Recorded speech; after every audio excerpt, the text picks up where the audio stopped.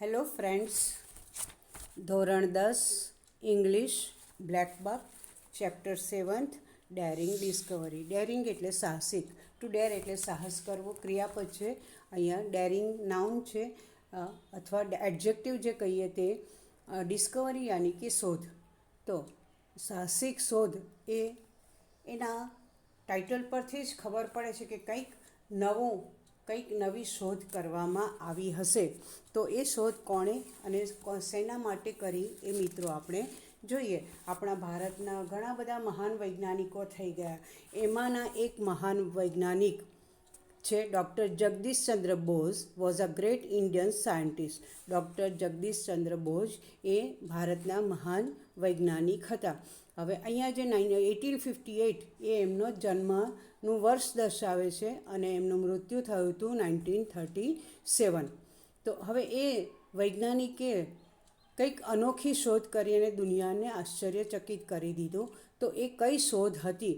He surprise the whole world with the declaration that the plants to live like other living beings. તો એમણે દુનિયાને કઈ શોધ દ્વારા આશ્ચર્યચકિત કર્યા? તો બીજા જીવંત પ્રાણીઓની જેમ વનસ્પતિ પણ જીવે છે એમ જાહેર કરીને તેમણે સમગ્ર વિશ્વને આશ્ચર્યચકિત કરી દીધું. તો do you agree two this? Give reasons. આ જે વનસ્પતિ સજીવોની જેમ જીવે છે એની સાથે તમે સંમત છો તો એના કારણ આપો. તો આપણે એમાં તો બહુ જવું નથી. આગળ આપણે પાઠ વાંચીએ. He also discovered that like other living beings plants are also hurt and shocked. Hurt એટલે ઈજા થવી ને ટુ બી શોક એટલે કે પેલું આઘાત લાગવો.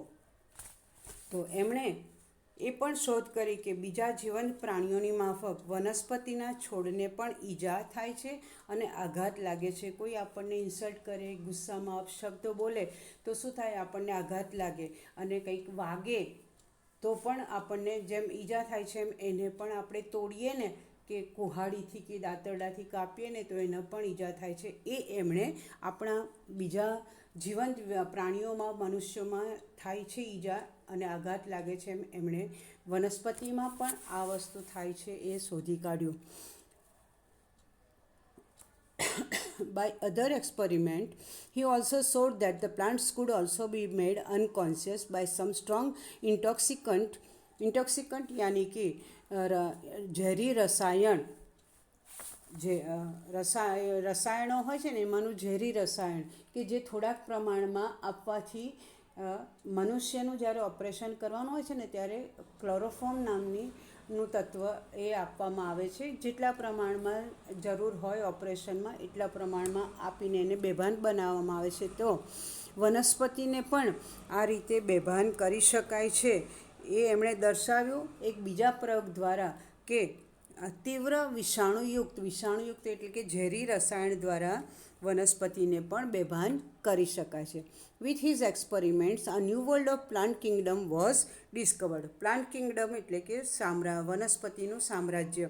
તો એમના આવા પ્રયોગો, વિવિધ પ્રયોગો દ્વારા એમણે વનસ્પતિના સામ્રાજ્યના એક નવા જ વિશ્વની શોધ થઈ હતી અથવા શોધ થયેલી હતી. In 1902, Dr. Jagdish Chandra Bose wrote many articles about his experiments on plants kingdom. 1902માં Jagdish Chandra બોઝે વનસ્પતિ સામ્રાજ્ય પરના પોતાના વિવિધ પ્રયોગો વિશે અસંખ્ય લેખો લખ્યા. હવે પોતે શોધ તો કરી પણ દુનિયા સમક્ષ મૂકવું હોય તો એ શું છે? આવી રીતે લેખ, આર્ટિકલ્સ દ્વારા દુનિયાને સમજાવી શકાય. પ્રયોગો દ્વારા તો ખરું પણ બધી દુનિયાને જાણ ન થાય એટલે આખી દુનિયાને આની જાણ થાય એટલે એમણે વિવિધ લેખો લખ્યા અને એ લેખોનું એમણે પુસ્તક બહાર પાડ્યું. તો એ છે he publish them in his book the reaction of living and non living. આ જે લેખો લખ્યા એ એમણે શેમાં પ્રસિદ્ધ કર્યા અથવા પ્રકાશિત કર્યા? તો એમનું જે પુસ્તક એમણે જે લખ્યું હતું the reaction of living and non living, આ પુસ્તકમાં એમણે પ્રકાશિત કર્યા પોતાના લેખો. He also did many experiments to prove that plants act like human and animals. એ સિવાય એમણે ઘણા બધા બીજા પ્રયોગો પણ કર્યા કે વનસ્પતિ પણ માણસ અને પ્રાણીઓની જેમ વર્તન કરે છે. આ સાબિત કરવું હોય તો પ્રયોગો તો કરવા પડે ને. તો એમણે વનસ્પતિના જે છોડ છે ને, આપણે જેવું વર્તન કરીએ છીએ એ પ્રાણીઓ પણ જેવું વર્તન કરે છે, પોતાની દૈનિક ક્રિયાઓ એ અથવા પોતાની લાગણીઓ વ્યક્ત કરે છે, એ બધું જ વર્તન મનુષ્યો અને પ્રાણીઓની જેમ છોડ પણ કરે છે. એ એમણે વિવિધ પ્રયોગો દ્વારા સાબિત કર્યું. Plants breathe without lungs. આપણે લંગ્સ એટલે કે ફેફસા હોય છે, એટલે અશુદ્ધ હવા અંદર જાય ને શુદ્ધ અને પછી ફેફસામાં શુદ્ધ થઈ અને આખા શરીરમાં ઓક્સિજન પૂરું પાડે, અને જે અશુદ્ધ હવા છે કાર્બન ડાયોક્સાઇડ એ પાછું બહાર જાય છે. તો આમ આપણી જે શ્વસનની ક્રિયા છે એમ ફેફસામાં બધી થાય છે શ્વાસોશ્વાસની ક્રિયા, એવી જ ઓક્સિજન અંદર લઈએ અને કાર્બન ડાયોક્સાઇડ બહાર નીકળે છે. તો એવી જ ક્રિયા વનસ્પતિ પણ, એમનામાં ફેફસા નથી, એના વિના તે શ્વસનની ક્રિયા કરે છે. અને સાથે સાથે આપણે જે ખોરાક લઈએ છીએ ને એ ડાયજેસ્ટ થાય છે ને, એમ એ પણ દે ડાયજેસ્ટ ફૂડ વિધાઉટ સ્ટમક. આપણા સ્ટમકમાં, પેટમાં આપણે જે ખોરાક ખાઈએ છીએ આપણા પેટમાં પચે છે, પરંતુ વનસ્પતિમાં આ પણ અંગ નથી કે એ પણ પેટ વિના પણ પોતાનો ખોરાક પચાવે છે. They also remain busy in other activities without muscles. આપણા સૌથી મહત્ત્વનું શરીરનું અંગ હોય તો મસલ્સ. હાર્ટ તો છે જ, પણ ત્યાર પછી આવે છે મસલ્સ, કે એના દ્વારા હાથ પગનું હલનચલન કરી શકે નહીં. જો મસલ્સ વીક થયા તો આપણા હલનચલન બંધ થઈ જાય છે. અને એ આપણે 9મા ધોરણમાં રેશમા નામની પેલી છોકરી જે સ્પેસ્ટિક હતી એ પાઠમાં આપણે શીખ્યા હતા. તો એ પણ શું કરે છે, મસલ્સ યાની કે સ્નાયુઓ વિના પણ એ બીજી પ્રવૃત્તિઓમાં વ્યસ્ત રહે છે. Doctor Bose invented an instrument. હવે બીજી એક એમણે શોધ કરી. તો એમણે ઇન્સ્ટ્રુમેન્ટ એટલે કે સાધન, અને ટુ ઇન્વેન્ટ એટલે કે શોધ કરી. એમણે ડૉક્ટર બોઝે એક બીજા સાધનની પણ શોધ કરી, અને એ સાધનને શું કહેવામાં આવે છે? It is called optical pulse recorder. એટલે કે એ સાધનનું નામ છે ઓપ્ટિકલ પલ્સ રેકોર્ડર. આપણા શરીરમાં ધબકારા માપવાનું જે યંત્ર આવે છે ને મિત્રો, એવી રીતે આવા વનસ્પતિમાં પણ જીવ છે ને એ જુદા જુદા આંતરિક રીતે વનસ્પતિ કેવી પ્રવૃત્તિઓ કરે છે એ બધાની નોંધ આ સાધનમાં થાય, એવા સાધનની એમણે ઓપ્ટિકલ પલ્સ રેકોર્ડરની શોધ કરી. હવે એ જે શોધ કરી એ તો શું થાય છે એમાં? તો it can record the process of contraction in plants. Contraction એટલે કે સંકોચન થવું. તો વનસ્પતિમાં પણ સંકોચનની પ્રક્રિયા થાય છે, તેની નોંધ તે આ ઓપ્ટિકલ પલ્સ રેકોર્ડર નામના સાધનમાં થઈ શકે છે. He also recorded the internal activities of the plants by this instrument. એમણે આ સાધન દ્વારા વનસ્પતિની આંતરિક પ્રવૃત્તિઓ, આપણે ખોરાક અંદર આપણે જોઈએ છે કે ખોરાક અંદર શું થાય છે, કેવી રીતે પચે છે, શ્વાસોશ્વાસની ક્રિયામાં શ્વાસ બહાર આવે છે, અંદર જાય, જો એ બધી આંતરિક પ્રવૃત્તિ આપણે આપણા શરીરમાં થાય નથી જોઈ શકતા. તો એવી જ જે આંતરિક પ્રવૃત્તિઓની નોંધ જે આ સાધનથી વનસ્પતિમાંની આંતરિક પ્રવૃત્તિની નોંધ પણ થઈ શકે છે, અને એ એમણે નોંધ કરી. હવે કંઈ પણ નવું કરવું હોય તો એના માટે ઘણા બધા પ્રૂફ જોઈએ, એટલે કે નહીં તો લોકો સાચું જ ન માને કે આવું હોઈ શકે. એટલે એમણે આવી બધી જુદી જુદી શોધ કરી. Thus he showed the similarity in the behavior of lizards, frogs and tortoise, fruits, vegetables and plants. હવે જેમ આ આંતરિક પ્રવૃત્તિઓ વનસ્પતિની કેવી રીતે થાય છે એની વચ્ચે અને પ્રાણીઓ પક્ષીઓની અને જીવજંતુઓની વચ્ચે જે સામ્યતા છે એ એમણે કેવી રીતે પ્રૂવ કર્યું?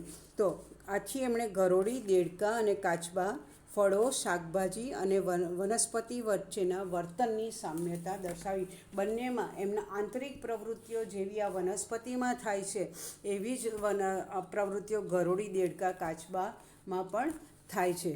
આમ બંને વચ્ચેનું સામ્ય એમણે દર્શાવ્યું. He also discovered that the plants also generate electric waves and feel tired like all other living beings. આપણને પણ ઘણી વખત બહુ પ્રવૃત્તિ કરીએ, કામ કરીએ તો થાક લાગે છે ને, તો એમણે પણ શું કર્યું? તો he also discovered that the plants also generate electric waves. Electric waves એટલે વિદ્યુત તરંગો ઉત્પન્ન કરી શકે છે. તો કોણ? તો વનસ્પતિ પણ વિદ્યુત તરંગો ઉત્પન્ન કરી શકે છે. અને અન્ય જીવંત પ્રાણીઓ, એમાં મનુષ્યો આવે, પ્રાણીઓ, પક્ષીઓ બધું જ આવે. અન્ય જીવંત પ્રાણીઓની જેમ એને પણ થાક લાગે છે એવી શોધ પણ તેમણે કરી. During one of his experiments, he found that a dying plant released a strong electric current. હવે હવે થોડો સમય થાય એટલે પ્લાન્ટ શું થઈ જાય? મુરઝાઈ જાય. તો એમણે એક પ્રયોગ કર્યો. તો એ પ્રયોગ દરમિયાન એમને સમજાયું કે જે મુરઝાતો છોડ એટલે કે ડાઈંગ એટલે કે મુરઝાતો, હવે એમાં ફરી ગમે એટલું પાણી, ખાતર નાખો એ જીવંત થાય નહીં. તો આવો મુરઝાતો છોડ જે હોય ને, તો એ ખૂબ જ તીવ્ર વિદ્યુત પ્રવાહ એમાંથી ઉત્પન્ન થતો હતો. જો વનસ્પતિમાં એમણે કેટલો બધો રસ લઈ અને કેટલું બધી આમ નાની બાબતોને લક્ષ્યમાં લઈને એમણે શોધ કરી અને આ વનસ્પતિ જગતને આ મનુષ્યોની જેમ જીવંત દર્શાવી અને વિશ્વને અચંબામાં મૂકી દીધો. He also proved that the carbon dioxide affects the life of plant very badly. તો કાર્બન ડાયોક્સાઇડ જે હવામાં હોય છે ને, તો એ વધુ પડતો કાર્બન ડાયોક્સાઇડ એ શું કરે છે? છોડના આયુષ્ય પર પણ ખૂબ અસર કરે છે. જેમ મનુષ્યના શરીર પર અને આયુષ્ય પર અસર થાય છે ને, અત્યારે આ બધા જ જાતના land pollution, water pollution, air pollution, આ બધાની અસર ગ્લોબલ વોર્મિંગ પર થઈ છે ને, તો એ મનુષ્યો, પ્રાણીઓ, એની સાથે સાથે આવી રીતે છોડ પર પણ અસર થઈ છે. અને આ વધુ પડતો કાર્બન ડાયોક્સાઇડ જો હવામાં ફેલાય તો એના આયુષ્ય પર પણ ખૂબ અસર થાય છે. એ પણ એમણે પ્રૂવ કર્યું. Access intake of carbon dioxide can cause death to the plants. Access intake એટલે કે વધુ પડતો કાર્બન ડાયોક્સાઇડ જ્યારે એના શરીરમાં જાય છે અથવા એના શ્વાસમાં જાય છે, ત્યારે છોડ પણ મૃતપ્રાય થઈ શકે છે, એટલે કે મરી જઈ શકે છે, એટલે કે મુરઝાઈ જાય છે. They can be survived by providing oxygen like human beings. Like human beings એટલે મનુષ્યોની જેમ. અત્યારે તમે જો કોરોનાની અસરમાં કેટલી બધી ઓક્સિજનની જરૂર પડે છે, તો ફક્ત ને ફક્ત હવે હોસ્પિટલમાં જ ઓક્સિજન સપ્લાય કરવાનો એમ પણ ગવર્મેન્ટે ડિક્લેર કરી દીધું છે. તો હવે એને છોડને બચાવવો હોય તો જેમ મનુષ્યને પણ આર્ટિફિશિયલ ઓક્સિજન આપવામાં આવે છે, બાહ્ય રીતે ઓક્સિજન આપી અને એને શું કરે છે? શ્વાસોશ્વાસની ક્રિયામાં મદદ કરાવે છે. તેવી જ રીતે વનસ્પતિને પણ શું કરે? આવી રીતે વધારાનો પ્રાણવાયુ પૂરો પાડે એટલે વનસ્પતિ પણ બચી શકે છે. Recall any experiment to support this observation. આ ઓબ્ઝર્વેશન એટલે નિરીક્ષણ. તમને જો કોઈ આવો અનુભવ થયો હોય તો એ નિરીક્ષણના ટેકામાં તમને જો કોઈ પ્રયોગ યાદ હોય તો યાદ કરો અને તમે પણ આવી રીતે આર્ટિકલ લખી શકો છો. મિત્રો આગળ જઈએ. By one of his outstanding experiments, he proved that the plants also feel intoxication on giving some narcotic. એટલે કે એક વિશિષ્ટ આઉટસ્ટેન્ડિંગ એક્સપેરિમેન્ટ એટલે વિશિષ્ટ આ પ્રયોગ દ્વારા ડૉક્ટર બોઝે એ પણ સાબિત કર્યું કે નાર્કોટિક યાની કે નશીલો પદાર્થ અને ઇન્ટોક્સિકેશન એટલે કે નશો. તો એક પ્રયોગ દ્વારા એમણે જેમ મનુષ્ય દારૂ પીવે છે, ગાંજો અને પેલી ચલમ પીવે છે ને, એ બધાથી જે નશો ચઢે છે ને મનુષ્યોને, એમ પ્લાન્ટને પણ આવો નશીલો પદાર્થ આપવાથી એ છોડને પણ નશો ચડતો હોય છે. એ પણ એમણે પ્રયોગ દ્વારા સાબિત કર્યું. He also proved that the activities of plants occurred with the energy gathered by the plants. એ પણ એમણે સાબિત કર્યું કે છોડે જે ઉર્જા એકઠી કરી છે, ભેગી કરી છે, એના દ્વારા તેની વિવિધ પ્રવૃત્તિઓ પણ તે કરી શકે છે. They collected this energy from their surroundings એટલે કે આજુબાજુમાંથી, એની આજુબાજુના વાતાવરણમાંથી એ શું કરે છે, આસપાસના વિસ્તારમાંથી આ વનસ્પતિ ઉર્જા ભેગી કરે છે અને they store this energy in them, અને પોતાનામાં આ ઉર્જા તે સંગ્રહિત કરે છે. In 1918 doctor Bose developed a new instrument. 1918માં પાછું એક નવું સાધન એમણે વિકસાવ્યું અને એનું નામ છે, ઇટ વોઝ કોલ્ડ ક્રિસ્કોગ્રાફ. અને એ સાધન જે શોધ્યું એનું નામ છે ક્રેસ્કોગ્રાફ અથવા ક્રિસ્કોગ્રાફ, પણ આપણે ક્રેસ્કોગ્રાફ વધારે ઉપયોગમાં લઈશું. તો આ જે સાધન છે એના દ્વારા શું કર્યું એમણે, it enlarge the movements of the plants 10,000 times. 10,000 ગણું.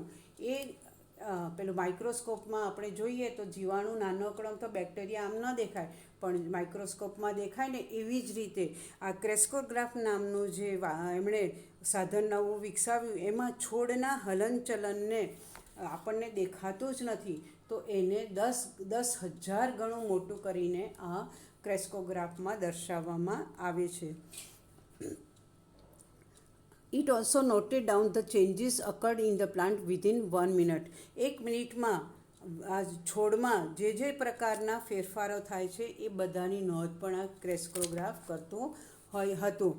About mister Bose's work, a French thinker Henri Bergson said that the Bose's work gave speech to the mute plants. Mute એટલે તો તમને ખબર જ છે મિત્રો, મ્યુટ એટલે ન બોલે તેવા મૂંગા. તો એક ફ્રેન્ચ તત્વચિંતક, એમનું નામ છે હેનરી બર્ગસન, એમણે આ ડૉક્ટર બોઝના કાર્ય વિશે એમ કહ્યું હતું કે આ જે છોડ મૂંગા છે, આપણને એમ લાગે છે એ મૂંગા છે, પણ એમનામાં પણ વાચા છે.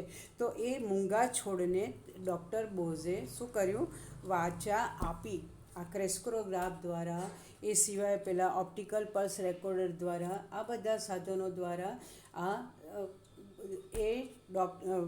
ડૉક્ટર બર્ગસને એમને કહ્યું કે આ દુનિયા સમક્ષ રજૂઆત કરી કે આ બોઝના સાધને મૂંગા છોડને પણ વાચા આપી. His work help us to understand the plants world. અને એમણે જે આ બધી શોધ કરી એ એમના જે કાર્ય હતા, એમણે આ છોડના વિશ્વને સમજવામાં આપણે સમજી શકીએ એ માટે એમણે મદદ કરી. Now we know that the plants want, when do they suffer, now we know what the plants want, when do they suffer and vote પ્લીઝીસ ધેમ. હવે આપણને જેમ આનંદ અનુભવીએ છીએ, દુઃખ અનુભવીએ છીએ, ઈજા થઈ હોય તો એ આપણે અનુભવીએ છીએ ને વેદના, તો આપણી જેમ છોડને પણ શું જોઈએ છે, એમને ક્યારે વેદના થાય છે અને તેમને શું આનંદ આપે છે, કઈ પ્રવૃત્તિ એમને આનંદ આપી શકે છે, એ આપણે હવે આના દ્વારા સમજી શકીએ છીએ. We can feel the voice and breathing of plants by an instrument. આના દ્વારા, આ એક સાધન દ્વારા, એના અથવા સાધનની મદદથી છોડ જે અવાજ ઉત્પન્ન કરે છે, ધ્વનિ ઉત્પન્ન કરે છે, અને શ્વાસ ઉચ્છ્વાસ, આપણે શ્વાસ અંદર લઈએ બહાર કાઢીએ ત્યારે જે આપણને એમ ધીમો ધીમો અવાજ સંભળાય છે ને, એમના પણ શ્વાસ ઉચ્છ્વાસની અનુભૂતિ આ સાધન દ્વારા આપણે કરી શકીએ છીએ. અને એમણે thus he proved that the plants are living breathing beings. એટલે આના દ્વારા એમણે એ પણ સિદ્ધ કરી બતાવ્યું, સાબિત કરી બતાવ્યું કે છોડ જીવિત છે અને આપણી જેમ શ્વાસ લેતા પ્રાણીઓ છે. Have you ever look at plants living being? તમે ક્યારેય છોડને એક જીવંત પ્રાણી તરીકે જોયો છે કદી? Do you agree with doctor Bose અને ભાઈ? જો તમે ડૉક્ટર સાથે સંમત છો તો બોઝ સાથે, તો તમે શા માટે? તો તમારા ઘરમાં જો છોડ હોય ને કોઈ બી, તો એની હવે દરેક પ્રવૃત્તિની નોંધ લેજો, એટલે તમને આ ડૉક્ટર બોઝ સાથે તમે સંમત થઈ શકશો. અને જો ન હોય તો એક છોડ કુંડામાં વિકસાવજો અને પછી એની પ્રવૃત્તિની નોંધ કરજો મિત્રો.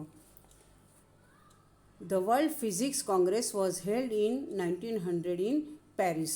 તો પેરિસમાં 1900ની સાલમાં ધ વર્લ્ડ ફિઝિક્સ કોંગ્રેસની સમિતિ મળી હતી અને ત્યારે Bose presented his views. Doctor બોઝે પોતાના વિચારો ત્યાં આગળ કોન્ફરન્સમાં રજૂ કર્યા. The people were surprise at his views.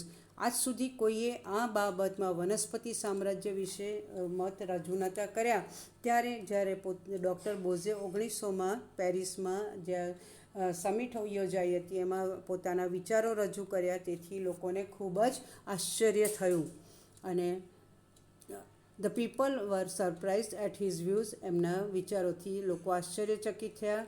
He explained that the physical events could not be confined to any limit. તો કન્ફાઇન્ડ એટલે બાંધવું, એટલે એમણે શું કર્યું? તો પદાર્થની ઘટનાઓને કોઈ સીમામાં બાંધી ન શકાય.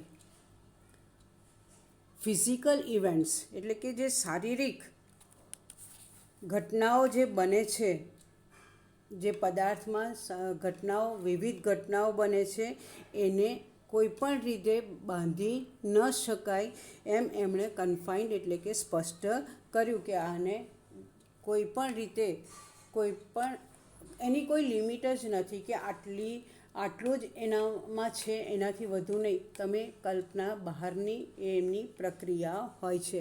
It was also not impenetrable as we mostly thought. હવે ઇમ્પેન્ટરેબલ યાની કે that can't be known by any means, એટલે કે કોઈ પણ રીતે એને આપણે ઓળખી ન શકીએ કે બાંધી ન શકીએ એમ એમણે સ્પષ્ટ શું કર્યું?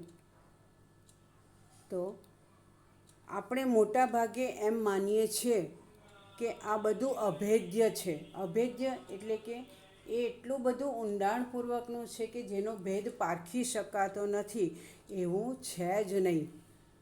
તો આ વચ્ચે એક લાઈન રહી ગઈ હતી મિત્રો, ત્યાંથી આપણે ફરી જોઈએ બીજી લાઈન. આ પેરેગ્રાફની બીજી line. The difference between the living and non living was not so vast.